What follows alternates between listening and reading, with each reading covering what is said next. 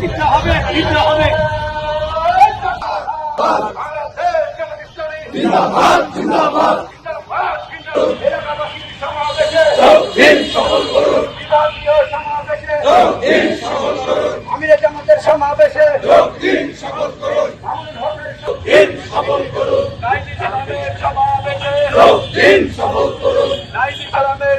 সংগ্রামী রাজশাহীবাসী, আপনারা ইতিমধ্যেই অবগত হয়েছেন বিগত যে সংসদ নির্বাচন অনুষ্ঠিত হয়েছে, এই সংসদ নির্বাচন অনুষ্ঠিত হওয়ার আগে বাংলাদেশের মানুষের আশা এবং আকাঙ্ক্ষা ছিল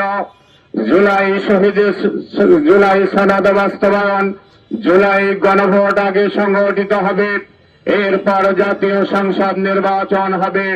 কিন্তু একটি বড় দল সুকৌশলে দুটি ভোট একসাথে নিয়ে তারা ভোটের পূর্বে প্রতিশ্রুতি দিয়েছে, আমরা জুলাই সনদে স্বাক্ষর করলাম, আমরা যদি নির্বাচিত হই অথবা এই বাংলাদেশের মানুষ যাকেই ভোট দেয়, যাকেই নির্বাচিত করে, তারা জুলাই সনদ বাস্তবায়ন করবে।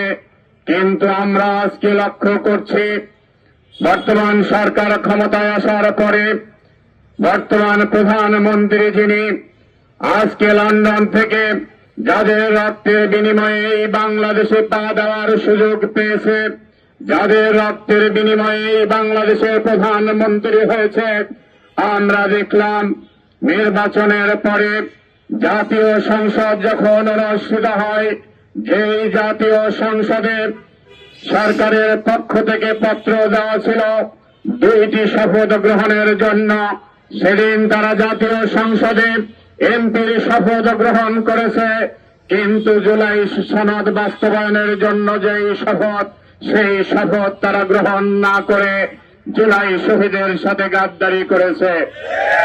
আমরা এর তীব্র নিন্দা এবং প্রতিবাদ জানাই।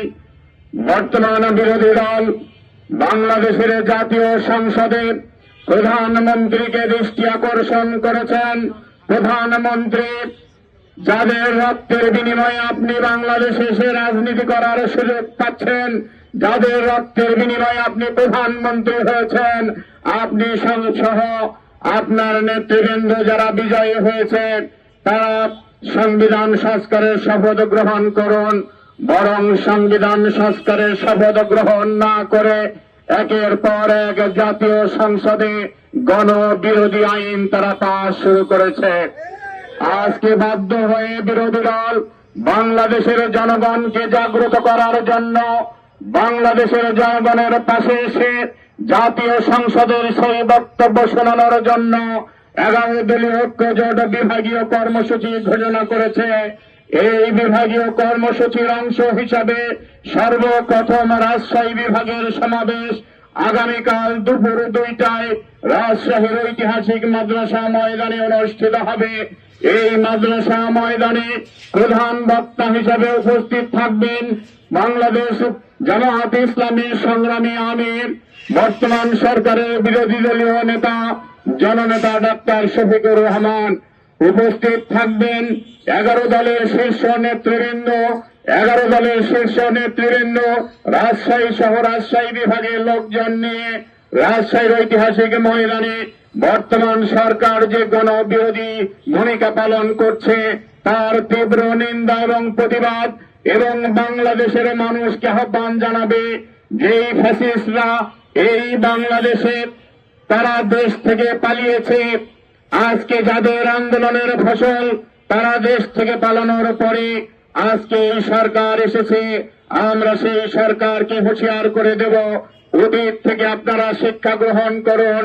বাংলাদেশের মানুষ আজকে যারা চাঁদাবাজি করবে, আজকে যারা টেন্ডারবাজি করবে, আজকে যারা সন্ত্রাস কায়েম করবে, তাদেরকে বাংলাদেশের মানুষ আর এই ক্ষমতায় দেখতে চায় না।